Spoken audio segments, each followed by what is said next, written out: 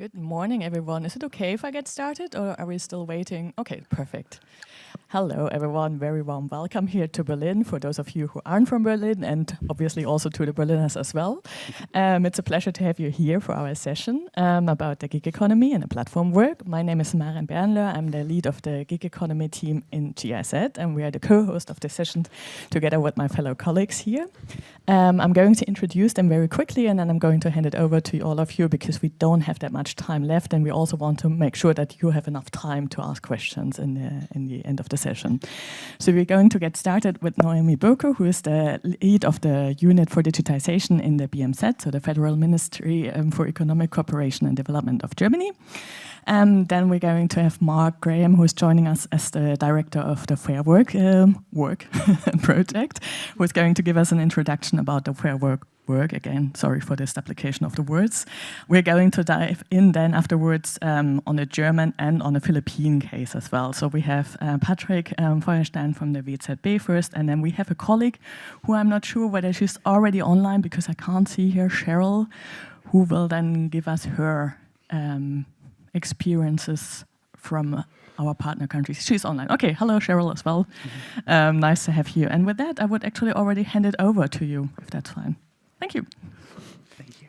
Thank you very much. Good morning, everyone. Can everyone hear me? Yes? Wonderful. So good morning and welcome, dear guests and colleagues. I'm very glad to be here today, and we delve into the most transformative developments in the world of work in the last decade, the rise of the global platform economy. I think this is a fascinating topic, and I'm glad that you also thought so and joined this session with us today. The digital revolution has ushered in unprecedented opportunities for people and businesses to commission or outsource services, often leveraging digital platforms to connect with workers around the globe. This shift has particularly impacted our partner countries, providing a significant potential for job creation and economic growth. It is a reality that we at the German Federal Ministry for Economic Cooperation and Development actively support, recognizing the opportunities it brings for people to secure their livelihoods. From 137 million monthly customers of platforms like Uber to Upwork's network of 18 million freelancers and 5 million clients, and an ever-growing number of local platforms creating jobs in their countries and regions, the global gig economy is bigger than ever. I think these numbers show that. This digital shift also presents challenges, of course. Low prices for customers at the expense of workers who face inconsistent pay, minimal labor protections, surveillance, and limited privacy. Furthermore, the perceived flexibility of platform work, where jobs can be performed anywhere and at any time, challenges conventional notions of work, location, and timing. More critically, it opens up a pressure issue regarding the quality of work and the fairness of working conditions, because where there is flexibility, of course, there is a possibility of exploitation. The issue of workers' individualization is also quite persistent because platforms do not create channels or means of inter-worker communication, rendering collective organizing considerably more difficult. We've discussed this several times. Workers feel left alone and are sometimes actively discouraged from collective action and realizing their right to it, which leads them to the streets to protest for better conditions. We have seen these protests happening across the world in the recent years, and I'm certain we will hear more about them today. At the heart of these challenges lie several issues, but most importantly, a regulatory gap. Traditional labor laws often fall short in addressing the needs of digital jobs and platform workers, especially in developing countries. There is an urgent need to ensure fair digital employment and high working standards. And this can include national regulations and international standards covering aspects such as workplace safety, minimum wages, and social security mechanisms. So what is our perspective at the BMZ? The German Development Corporation is actively involved in addressing this gap through initiatives like the Gig Economy Initiative, which supports agile and evidence-based regulation in the platform economy across our partner countries. Together with leading experts, the Gig Economy Initiative has developed a policymakers program shaping the gig economy that allows stakeholders to understand the central policy issues across topics like data, gender, competition, taxation, and fair and decent work. The program also included EU Commission members in its making who contributed their expertise based on their work. As you know, the EU has passed a directive on improving platform work with the goal of determining the correct employment status and establishing first EU rules on the use of algorithm systems in the workplace. We therefore also welcome that the topic of platform work will be discussed at the ILO conference next year, and we hope that these efforts can lead to more harmonization of standards. Creating and promoting national and transnational regulatory measures is only part of the solution, although it's a significant part, sorry. Together with our partner countries, we must navigate the delicate balance between over-regulation and under-regulation, continually revisiting and adapting regulations to keep pace with rapid technological and employment changes. This is why our efforts extend beyond regulatory support. We promote non-regulatory solutions to hold companies accountable and foster dialogue between them, policymakers and workers. It's an interesting approach. A notable example, and the reason why we are here today, is our collaboration with the Oxford Internet Institute and Berlin Social Science Center on the Fairwork project.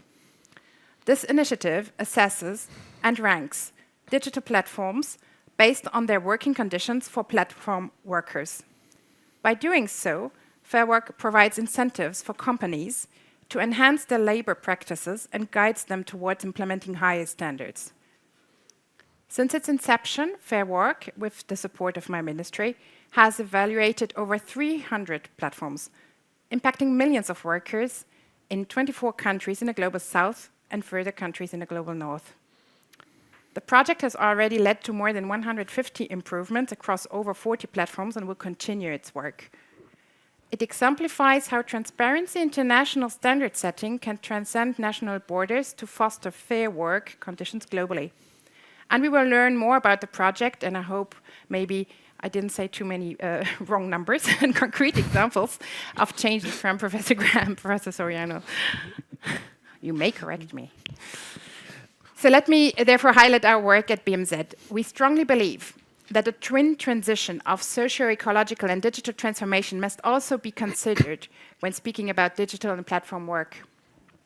The reason being that it is an alternative to traditional employment and will therefore become more popular for people whose jobs are endangered by the green transformation. That's also an aspect that we try to take into account. These megatrends, if managed poorly, could exacerbate social inequality and negatively impact employment and income. If approached correctly, they have, however, the potential to significantly improve working and living conditions while protecting our climate and environment. So our ministry's goal is to promote good work worldwide as the foundation for a just global economy order within planetary boundaries. And to this end, the ministry has developed an agenda for good work worldwide, focusing on structural policy. Trade unions play a vital role in BMZ's policy, and Rainer Hoffmann serves as the SDG 8 ambassador for good work worldwide for the BMZ, underscoring the importance of strong and enforceable worker rights. We do appreciate this collaboration. German Development Corporation supports governments, fosters dialogues between employers and employees, and bolsters the efforts of trade unions and associations, often by supporting political foundations, such as the Friedrich Ebert Stiftung. The FES undertakes trainings, dialogues, and supports trade unions in our partner countries as well. Our gig economy initiative closely works with the Friedrich Ebert Stiftung on initiatives such as the trainers to raise their awareness among workers' associations about platform work-related issues. Often it is indeed a question of awareness. So, in conclusion, while digital work offers flexibility and potential for economic growth, it also brings challenges that require both regulatory and practical solutions. The Fairwork project and other initiatives are stepping stones towards ensuring fair and equitable working conditions in the platform economy. Achieving fair work conditions globally also necessitates ongoing collaboration between donors, private enterprises, governments, and civil societies. Every worker in the future deserves a safe, flexible, and fair job, regardless of their employment status. So thank you. I'm looking forward to our discussions, and especially to your next presentation now. Thank you.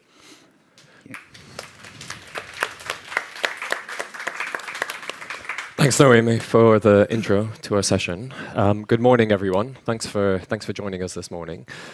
So we heard a bit about the risks that workers face, the harms that workers face in the global economy, the digital economy. We heard about the role that non-regulatory approaches, regulatory approaches, trade unions can play.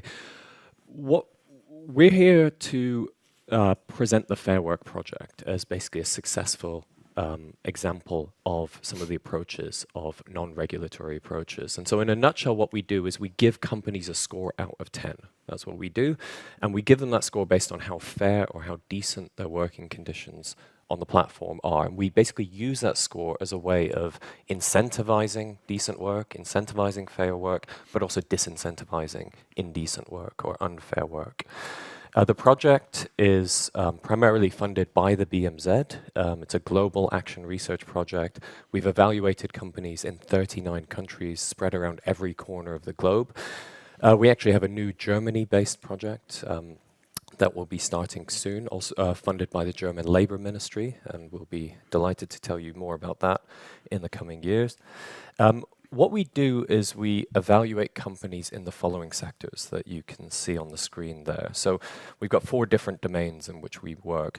The biggest thing we do is we evaluate platform companies offering location-based services. Think of food delivery or ride-hail, cleaning, care work, and so on. The second is we evaluate platforms offering online remote work or cloud work. So services available online, done by workers who can, in theory, be located anywhere on the planet. We've also more recently started rating companies who are involved in the production networks of AI, data workers who are in the most upstream nodes of those production networks, who are involved in the production networks of large tech companies, who basically are through their data work, are building AI systems. And then most recently, we've piloted a rating system for online sex work, because this too is work, of course. This is platform work. And so we're piloting this method to see how it can be applied to that sector. Now, what does it mean when we say we're an action research project? We're researchers, but action research, it's rooted in emancipatory and democratically oriented traditions of critique. And so what we do is we do research not just to understand the thing that we're looking at, not just to shed light on the thing that we're looking at. We do research to understand working conditions, but also to actively change them, to actively improve them. Like I said, we assess companies against our principles, the Fair Work principles, and we give them a score out of 10 that reflects how fair or how decent the working conditions are. And we do that by triangulating methods. We look at the contract, so what's actually promised to workers in the contract. We speak to the workers themselves, so we hear their voices, we listen to them. And then we speak to management and hear their perspective on what's actually going on. And then we disseminate the scores publicly in a leaderboard to try and encourage companies to do better. Okay, thank you. Yeah, let me give you some more information on how our ratings actually work. So the baseline of everything are the Fair Work principles that were developed at tripartite meetings at the ILO, I think almost 5 years ago now. And they've been revised and refined ever since worldwide in conversations with industry, with different stakeholders like union, worker groups, industry associations, and so on, to keep up with the developments in that sector. And as you can see, we have different sets of principles for the different research streams that Mark just introduced. So we have principles for location-based platforms, we have principles for cloud work platforms, for AI. But although these concrete operationalizations of the principles slightly differ between the research streams, they're all about the same things. They are about fair pay, they're about fair working condition when it comes to health and safety and social protection. It's about fair contracts that workers are able to understand. It's about fair management processes and fair representation. As such, these principles do not represent gold-plated jobs. It's really just about the bare minimum standards. It's about workers receiving the minimum wage or a living wage. They have basic health and safety protections in place. They can read their contracts. The contracts are fair and legal. They can make their voices heard, either individually via appeal systems on the platforms or collectively via works councils or other forms of or means of collective representation. So these are just the minimum standards that guarantee some kind of dignity at work. So for the scoring, for all these different sets of principles, we have divided each principles into thresholds with clear indicators that platforms can achieve. And for each of these thresholds, 1 point can be awarded. That leads up to the 10 out of 10 that Mark mentioned in the beginning. So the best the platform can get in our scoring system is a 10 out of 10. And again, this does not mean that this qualifies as a great place to work. This is just saying, well, this platform meets basic minimum standards for fair work. And this is very important when you read our league tables and our ratings. The way we collect data is by triangulating data from different sources. First, we try to get hold of all the information that is publicly available on these platforms, be it the contracts, terms and conditions, press, news about that platform, everything we can get hold of. Then we conduct interviews or online surveys with workers working on these platforms to get their information, to learn more about what it's like to work on that platform, to get a feeling for the challenges that are there on these platforms. And then, of course, we are always in touch with the platform management to also get their information, their perspectives on these issues, and also collect data from their side. The important thing about the process is that this is not only about getting data, but particularly when it comes to the conversation with the management, it's an ongoing collaboration. So we reach out in the beginning of each rating cycle to platform management, telling them, hey, you're going to be rated, and you can participate in the scoring process. And if they want to, we consult them, we give them preliminary scores, draft scores, before we publish the final scores, to make sure that they are aware, they can make some changes, they can provide additional evidence, and this is more also like a consulting role we take in this process. And actually, in many countries, platform management decides to interact with us, and they also decide to make changes. Mark will talk about that a little bit later. And a lot of this commitment actually comes from the way we present our research results. You can see here what we call our league tables. It's the examples from Cloudwork in 2023 and the Germany scores for 2021, which is unfortunately the most recent scores we have for Germany. There will be a new league table soon, but so far this is the latest we have. So, and we rank them based on the scores they get. So this allows consumers, workers, regulators to see what the platform economy has to offer, and it highlights the differences that are there in the platform economy when it comes to working conditions. And we can see in some countries, when we do multiple ratings in one country, we can see that some platforms step up to improve their working conditions and some don't. So this is also what we can show in these league tables. So all in all, the whole process is really a collaborative effort to get in touch with multiple stakeholders. We try to inform stakeholders that are also engaged in the platform economy, but we also try to engage with the platforms themselves to incentivize positive changes. Thanks, Patrick. So yeah, as Patrick was saying, what our scores basically do is they hold a mirror up to companies. They hold a mirror up to highlight basically where they fail to provide decent minimum labor standards. The scoring framework, though, it's not just a tool for assessment. The scores are really, as Patrick was saying, used to push for positive change in working conditions via 4 pathways. So what we're really trying to do, of course, is leverage the reputational sensitivities of these companies to encourage them to improve their scores. These companies are quite reputation sensitive. You know, it's quite easy for a user to switch apps, to pick one company versus another. And so they are quite sensitive to their public image. But also, quite importantly, what we very explicitly try and do with our research is we provide evidence-based policy interventions to support proactive regulation in the sector. Because if you look at, if I can just go back really quick, and you look at the league tables, typically what you have in most places is lots of zeros, lots of bad scores. And so the message to policymakers typically is, are you happy with this? In this labor market, in this country, there's 0 examples of fair work. There's no 10 out of 10 scores. Are you happy with this? This is the state of, this is what current regulation is providing. So that's kind of the main message to policymakers. What do you want to do about this? We provide evidence and produce content that, of course, workers and organizers can use for their organizing, because what we're doing is comparative. We can show examples of actually existing policies being put in place in other companies, so that companies can't then turn around and say, well, that's impossible, we couldn't dream of doing that, because we can point to examples in which policies of fair work have been implemented. And we have actually existing examples of all of them from somewhere in the world being implemented. And of course, we then try and inform and educate consumers about the working conditions to build awareness of the working conditions of workers and hopefully influence their consumption decisions. So feeding that back to the reputational sensitivities of these companies. Now, so far, by repeatedly scoring platforms year after year, we've had quite a few impacts, and luckily, these numbers are just going up quite rapidly.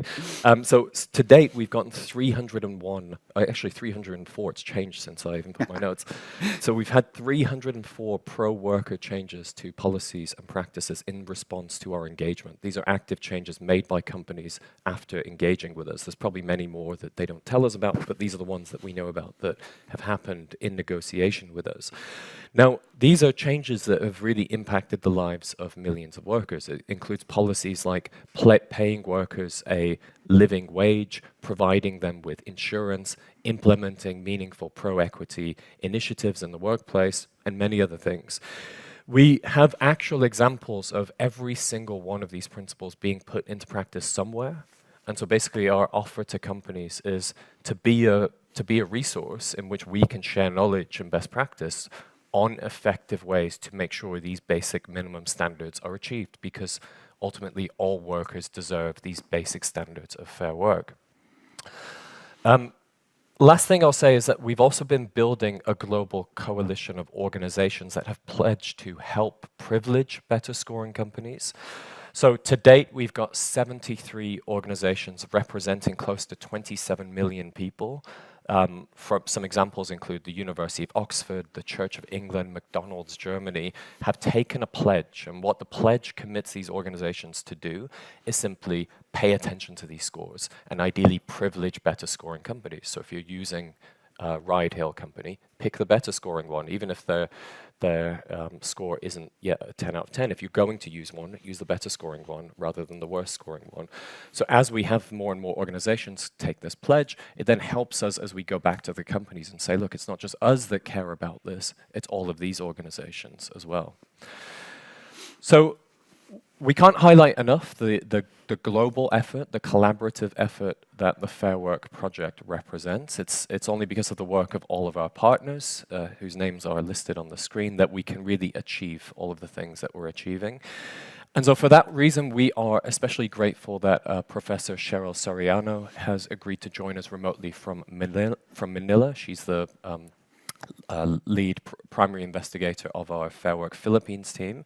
And she will be sharing some of her experiences as the primary investigator of Fair Work Philippines. So, Cheryl, thank you very much for joining us, and hopefully over to you. Oops. We had you for a second. Am I still here? We can hear you, yeah. All right, let me just show that. All right, am I audible? Yeah, we can hear you, but we can't see you yet. This is just a matter of time. But we see your slide. Yeah. Okay. Perfect. I guess I could proceed, yeah? Please, Our team in Fair Work Philippines is honored to be part of this panel and share the challenges, but most importantly, Fair Work's progress in advancing decent working conditions in the Philippine platform economy. In many countries, like the Philippines, the platform economy has attracted a significant number of workers and with millions of families dependent on them. The recent available statistics points to around 10.1 million classified as gig workers engaged in online platforms for their work.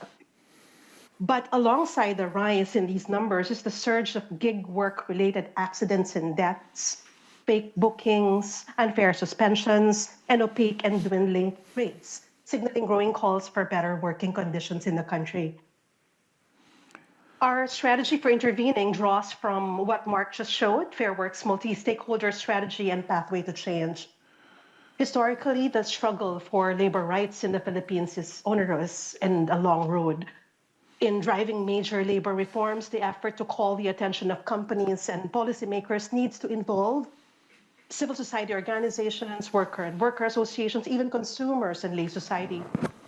In the Philippines, platform work is largely seen as an employment opportunity, especially attending to the needs of informal and displaced workers, with platform businesses recognized, sometimes even hailed, for their contributions to economic development and jobs generation. This approach, we think, to enjoin multiple stakeholders in exerting pressure, recasts the discourse from jobs generation to labor protection, and second, identifies the specific responsibilities of platforms and government in advancing fair platform work.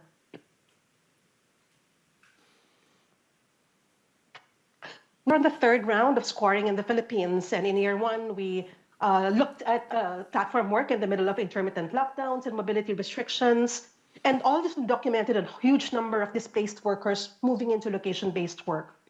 Last year, our report was in the context of the reopening of the economy, but unfortunately also spotlighted protecting worker health, safety, and security due to what we observed to be rising numbers of rider deaths and the need to emphasize the platform's responsibility. We surfaced as well critical issues of platform-related indebtedness, multiple occupational safety risks, a lack of safety nets, and long-term financial insecurity that impact workers and their families on the long term. We are glad that we have the opportunity to continue with year three, a round of scoring in the Philippines. Our current round attempts a bit more to look at the context of platform work within the realities of extreme weather conditions. The Philippines is an archipelago in the Pacific Ring of Fire. German Watch ranks it at 4th in the most affected globally by extreme weather. And location-based workers are at the heart of everyday service work amid worsening climate conditions, extreme heat, typhoons, and floods. And we intend to look at fair pay, health, safety, contracts, management, and worker voice within the context of humane labor within a climate and infrastructural crisis. For the past 2 years of scoring, the country's top platforms in ride-hailing, food delivery, courier, and logistics services, the tables represent a generally low performance with little variation in how well platforms performed. We're continually discussing with platforms to insert concrete changes, but I will show some examples of bright spots before I end this talk. One of the key interventions we are making to engage in the Philippines is in the shaping of platform labor policy. We use those scores to show the policymakers how crucial it is to attend to this issue at the beginning. Our review of the policy landscape shows a regulatory bottleneck as the labor policies fail to catch up with rapid developments and the realities of the platform economy, with their labor code promulgated as way back 1973. A reactive rather than proactive approach is the result of the absence of this macro-level legislative agenda. In the Philippines, intervention needs to happen at both executive and legislative levels.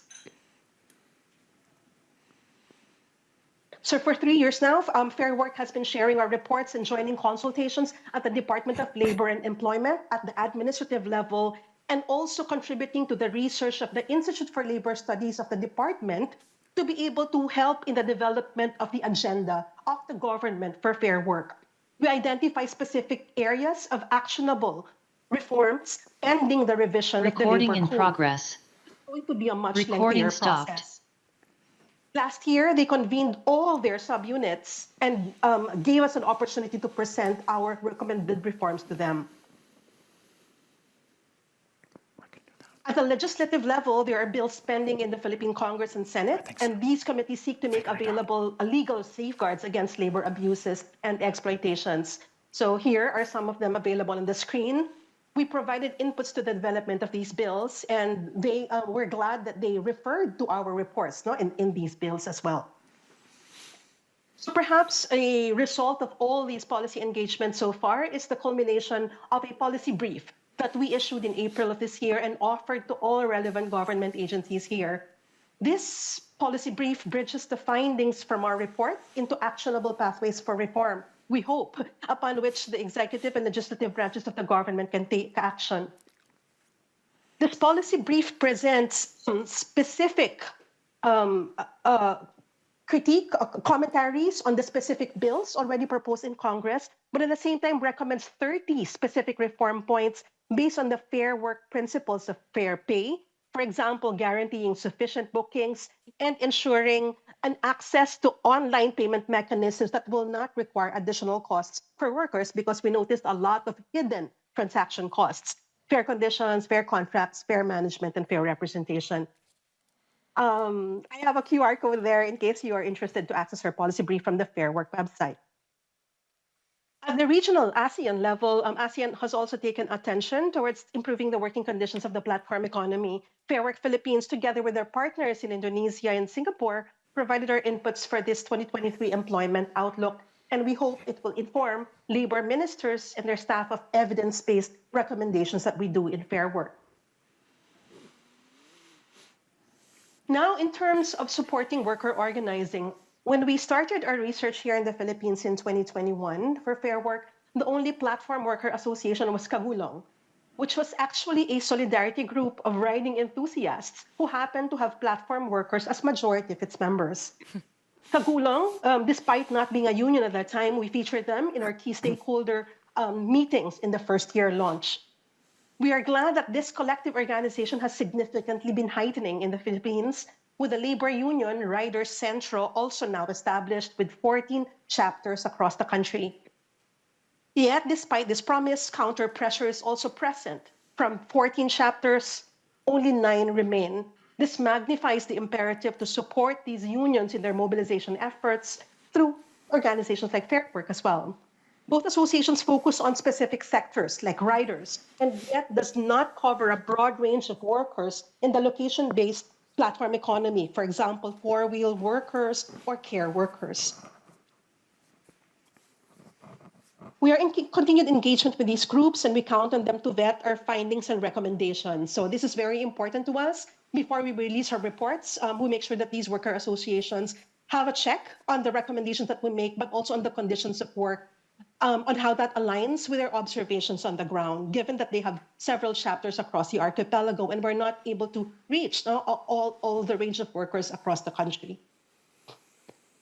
And here is an example of how this worker unions, it's in Filipino, but the bullet points here essentially engage the Fair Work principles in how they communicate their agenda as well to the workers. Benefiting from suggestions from worker groups on what style of communication will be useful for them and which they think will appeal to workers to gain traction, especially in the struggle to recruit membership, we hired a comic artist based on their suggestion to visually illustrate the key issues faced by workers. This one is on the issue of fair contracts in shareable cartoons. We show here how they have been used and shared actively by the worker groups, for example, by the National Union of Food Delivery Riders and also by the Lala Move Riders Association. The next one shows a sharing by Nag-Kaisa. We're quite happy when we saw this because Nag-Kaisa is actually one of the largest labor federations in the country, and we were glad that they are starting to pay attention to the conditions of gig workers as well. We also partnered with these worker unions in developing pamphlets that they can give out. The one specifically on the left identifies specific questions. So we co-developed this with the worker unions to develop in lay language what are the ambiguities, concerns, and qualms of workers on why they are concerned about joining unions, their rights as workers, and so on and so forth. And as I mentioned, in that kind of holistic pathway to change, it's important for us to raise awareness in terms of raising the discourse on labor protection.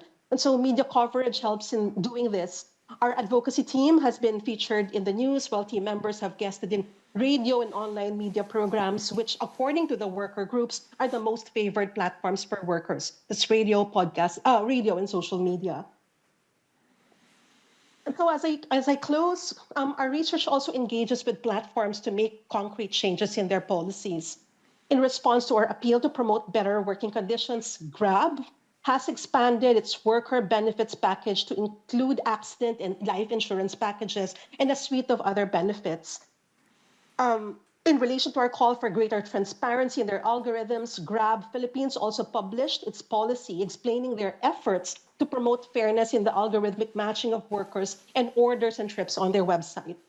For context, Grab, a super platform with multiple kinds of work offered on its app, is one of the largest platforms here and has a strong presence not only in the Philippines, but in the entire Southeast Asian region. The changes it makes are crucial and perhaps influential, as they purport to be a leader in platform work in the region. But even for Grab, there are still many aspects to improve on, and we hope that as we continue our research, there would be more opportunities to drive visible changes in the lives of workers here and in the overall discourse about labor rights, decent work, and platform responsibility. Thank you very much.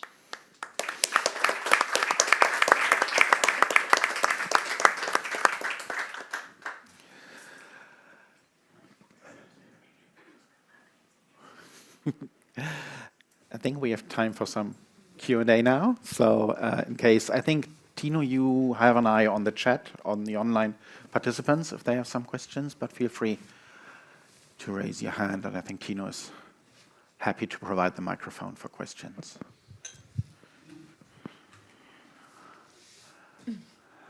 Thank you, and thank you, Mark, and your team for all this amazing work here in Europe and elsewhere. My name is Aida Ponce del Castillo. I'm a senior researcher at the European Trade Union Institute, and I would like to know, Mark, I understand that you have said that perhaps one of the biggest achievements has been to change practices, really, of how platforms work with workers and do their businesses. But I would like perhaps to have a more nuanced understanding of how have you guys managed to change the business model within the platforms, which is perhaps one of the core elements of this new ecosystem. Thank you. Should we take multiple? Yeah, I think we should take 2 or 3 questions. So. Hello, my name is Mirko Herberg. I work for Friedrich Ebert Stiftung. I came in late, so maybe you have touched upon this question already. My question is, how are you with your project contributing to sort of more collective bargaining processes taking place? Is that part of your deliberate strategy that eventually unions are in a position to collectively bargain? And if that is already, and that's related to Aida's question, is sort of negotiating the algorithm, a part of what you're aiming to eventually accomplish? Mm-hmm. I don't see. Is there one question? Is it on? Yes. I'm reading out a question from the Zoom chat from Sina Häusler. It says, hello, thank you so much for your insight of Fairwork. I would be interested if you have information about data protection practices, concerns in platform work and or if it is considered into Fairwork principles. Thanks. I think this is something we can start with. You want to go first? Or? Sure, yeah. No, thanks for those questions. I'll start with the first one first. How are we changing the business models? I mean, that's kind of that's the point of the project, really, is to try and shift the window of what's acceptable and what's not acceptable and what companies are willing to do and what not willing to do and like what we should expect of regulation. If you think about the gig economy 5 years ago, half a decade ago, I think it was quite a different place in a lot of countries. It was less regulated and there were less offered to workers by a lot of these platforms. It's still terrible. It's still absolutely abysmal conditions for workers. But I think the direction of travel is at least not the wrong one. How are we doing that specifically? Well, that's we've had 304 instances of companies directly changing stuff, improving standards in response to engaging with us. And some of these are relatively simple or could be seen as minor things, but some are really significant things, like companies agreeing to increase the earnings of workers, to use a living wage standard for workers. Companies offering, as Cheryl was talking about, this massive company in the Philippines offering accident insurance and life insurance to workers. These things make a difference, right? But I think really a key thing that we're also trying to do is tell that message to policymakers. If you look at the league table that Cheryl showed in her presentation, where you see that the highest score in the Philippines is a 3, and most of the scores are a 0, what's the message to policymakers there? The message that we try and deliver to them is, are you happy with this? Are you comfortable with this? Is this what you want? Is this the situation for workers that you're happy with? And so we provide this evidence-based, objective way of telling that stories that work for these workers, of millions of workers doing these types of jobs. It's indecent, it's unfair, and we can objectively show that through our comparative research. On the second question on collective bargaining, yes, absolutely. One of our 5 principles is fair representation, and so it's baked in as a core pillar of what we argue is a core condition of fair work. You do not have fair work unless you have fair representation. And so that's something that we push all of the companies on.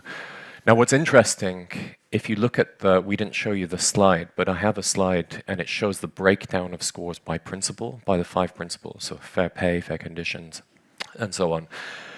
The most common score that we see in any of the principles that we evaluate is a 0 on any of them. So it's most likely on any given principle in any company in any country that they will get a 0.